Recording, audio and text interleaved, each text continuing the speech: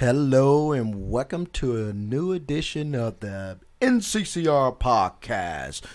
And I am your guest introductor, I guess, for the Kim and Amanda. Wow. That's breathy and long. Coming to you from the wonderful studios of 101B on North Road and Philbert. Now here, without further delay, it's the dynamic duo, the dynastic ones, the great ones, the mother of all, the creation, the life giver,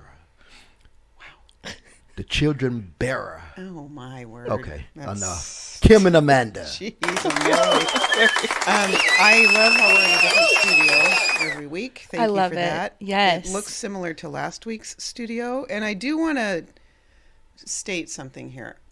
Occasionally, we tape this program in advance. Not saying we did it today. Wow, she's releasing secrets, people. I know. It's all the deep, darkest things. Because I wanted to read, it is Martin Luther King Jr. Day today. Mm-hmm. And I wanted to start with reading one of his quotes. He's got many, wow. So many things to ponder when you start researching and reading some of his lectures, speeches, all the things. Anyway, the ultimate measure of a man is not where he stands in moments of comfort and convenience, but where he stands at times of challenge and controversy. So good. So good. So and good. So still appropriate for today. Yeah. Every day. Every day. Yeah. Yes. How's it going? Good. Good. How are you? Oh, good. Yeah. It's super all cold good. outside. It is cold outside. It's cold outside. Baby, it's cold outside. Yeah. It is. It's chilly. It is. I don't mind it, though. I don't mind it either. I just dislike cleaning off my car because I park in the driveway, but Throw some hot water on it. I did. It's the cheater's way. That is not It's not hot. It's like lukewarm. It's Yeah. not. It's slightly warmer than the temperature outside. Exactly. Mm-hmm. Yeah, I just heard glass shattering. That's one thing I heard. Well, you'll know it's me. Yeah, if any of you hear that, it's Amanda. Yes. All right, Andy. You know whose fault. Yeah, exactly. Oh, man. So yesterday, Phyllis Sorter, she is the director of Schools for Africa, was here speaking, bringing us updates about her ministry, which is completely amazing. Incredible.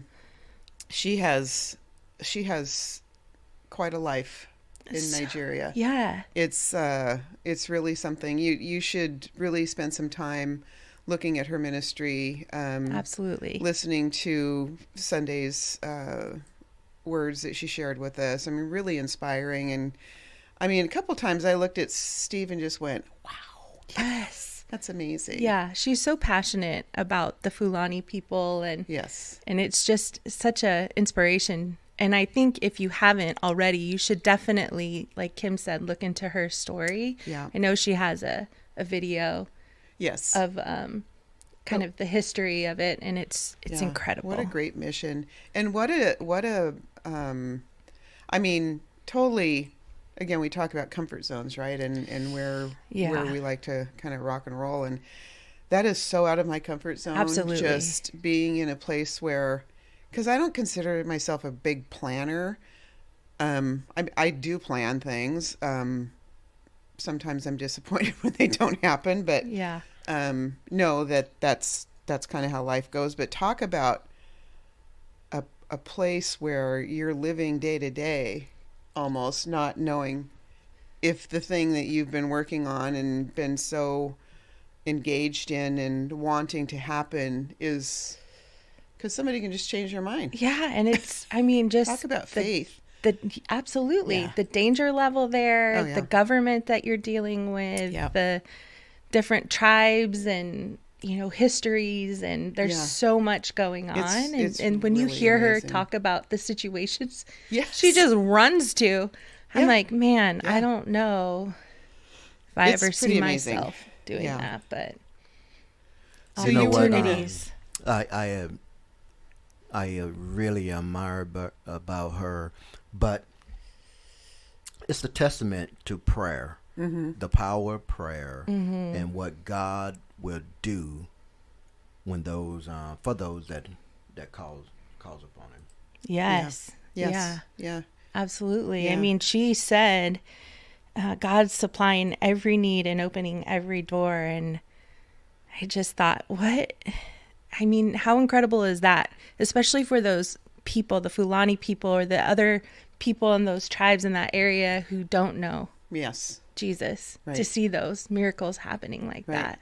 It's incredible. She certainly stands out in more way than one, because it's not safe. Like she said, it's not safe for a person of her race and gender to be run into the grocery store. And she had a really cool, how God provided in that situation. So something as simple as that. I mean, I'm just going to hop in my car and go to the store. That doesn't happen there for her. That has to be an orchestrated event, and she has to be concerned about her safety just to go grab a couple things from the grocery store. I know.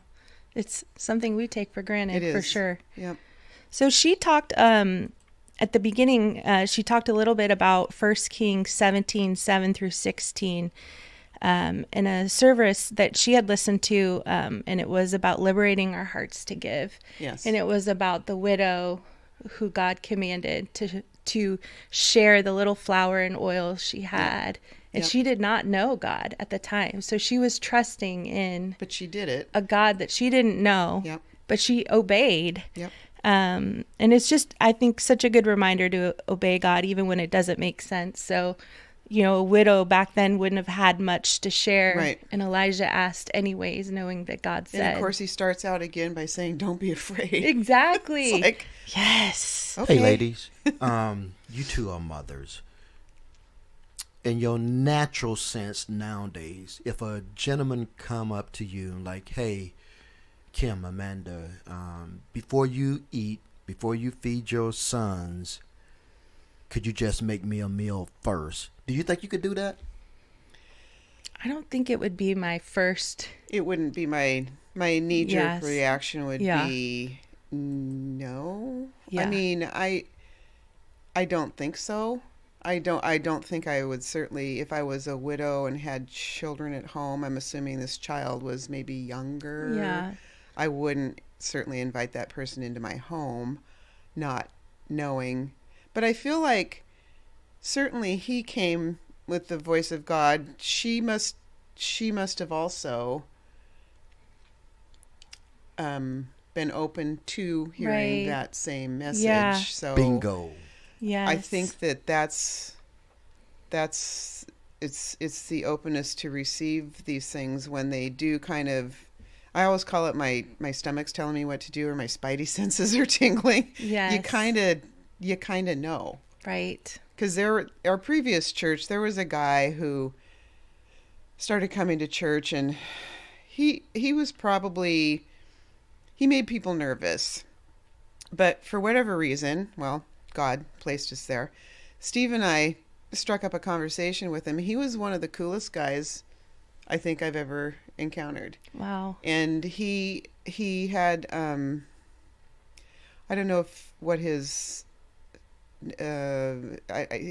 maybe schizophrenic. Not that probably, but kind of those tendencies. But he showed up and he was faithful and he sat with us and we had great conversations with this guy. He was so engaging, but we probably in other circumstances might have, not encountered him in that same way. So that was probably one instance where my heart was completely open to it. Just seemed like a natural thing to do. So, maybe more of that would be Kim, nice. I want to hit back what you said previous about that man being a man of God, and you have a inkling that he is speaking truth to you. Mm-hmm. I've always heard that God, if someone come up to you and prophesy to you, God is going to give you something in that same vein. Yes. That way you know it is from him. So yes. I want to just touch on that. I think you hit it right on the head with that. God knows he sent the word, he sent the man, and it touched her for her to give up all that and to believe in the man of God. So she had great faith as well, and it's no different than Jesus saying, hey, stop what you're doing and come and follow me. Yeah. Okay. I mean, normally people don't do that. Yeah. Yeah, I mean, it's a great example of being faithful with little that you have, right? Yes. Absolutely. And she shared, and then she got more in return from being obedient. Yep. And being faithful. Yep. I think also it just tied in so perfectly. It's like when you listen to Phyllis talk, you were reminded that the people you help today are the people that are going to help you tomorrow. Yes.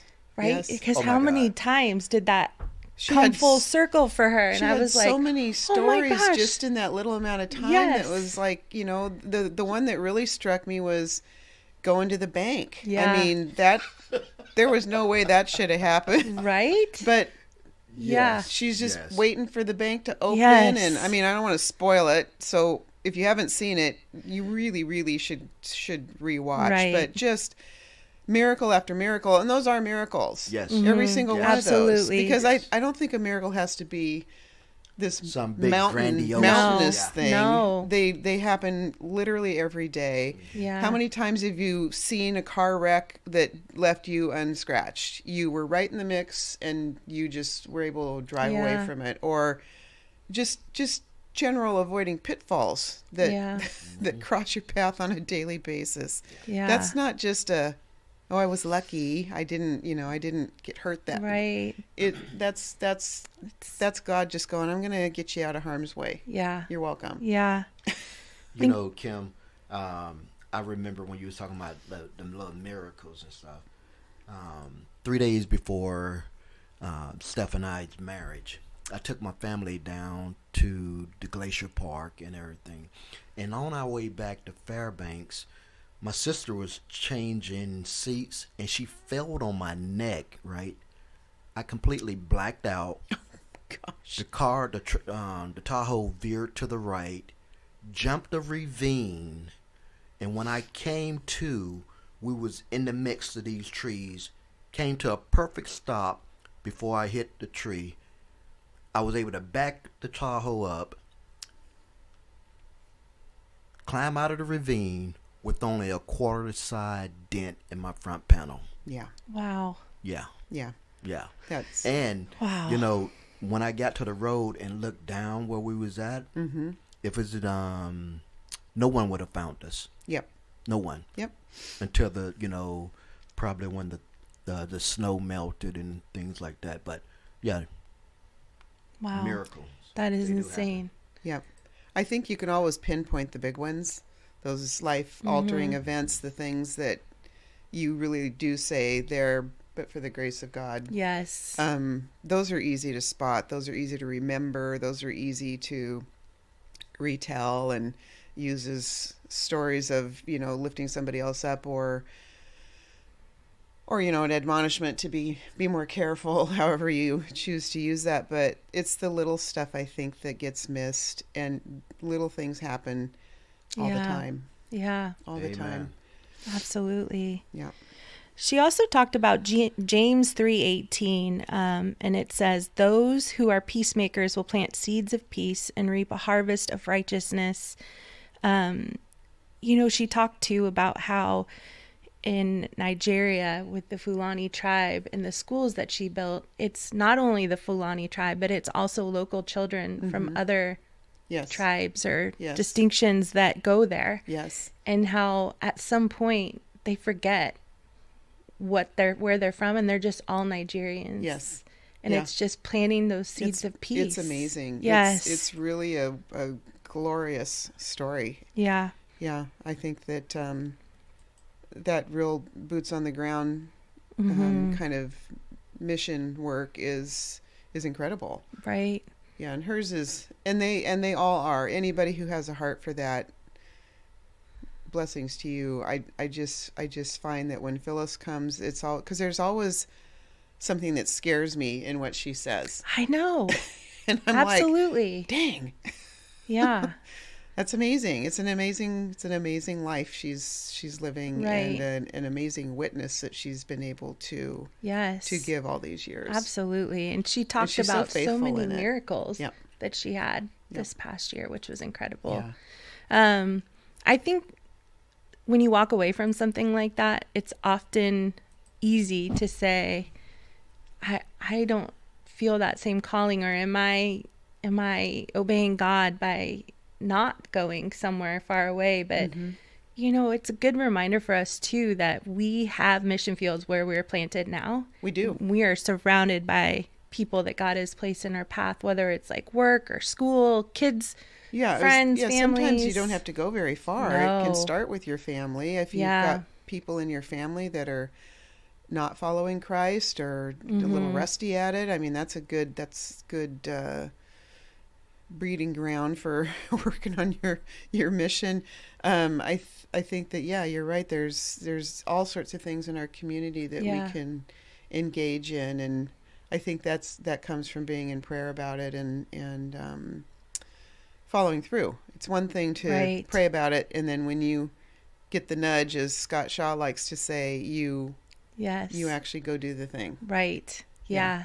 Because we shouldn't ignore those. No, just keep your eyes on Jesus and be obedient. Yep. And not worry about the world or other people.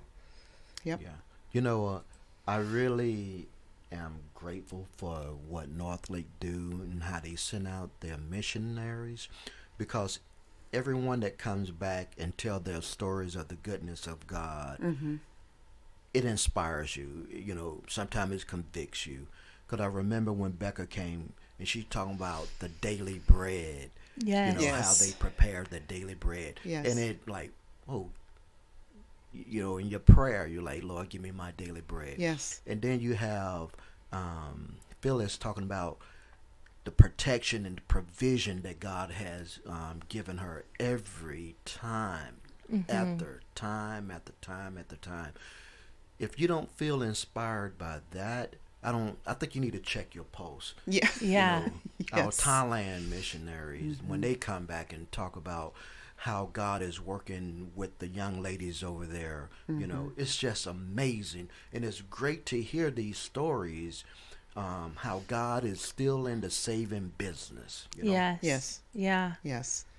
Yeah. We just have to be open to that. We have to search ourselves for how we can find those opportunities. Yeah. I mean, he's given them to us all the time, and we just need to, you know, pay mm-hmm. attention, right? I know. And I think too, like, how often do you kind of get that nudge for somebody in your life, in your circle, somebody you may or may not know very well, mm-hmm. and you maybe don't listen to it. Right. Because you're nervous. Again, the fear factor, right? Right. That is a huge motivator for folks, and causes us into non-action. Right. Causes us to second guess.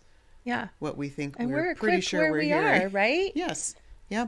Because again, you don't have to know all the answers. No. In fact, that's a good thing to do with a person who's seeking, is to say, maybe I don't know that, but I'm going to find out, and let's do that together. Yes. Yeah. So agree. Yep. That's great. Okay. That's it for today's show, folks.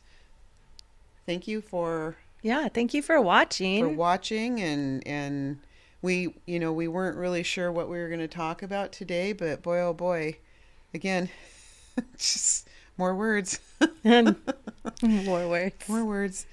Okay. So DeVandis, you want to sing us out?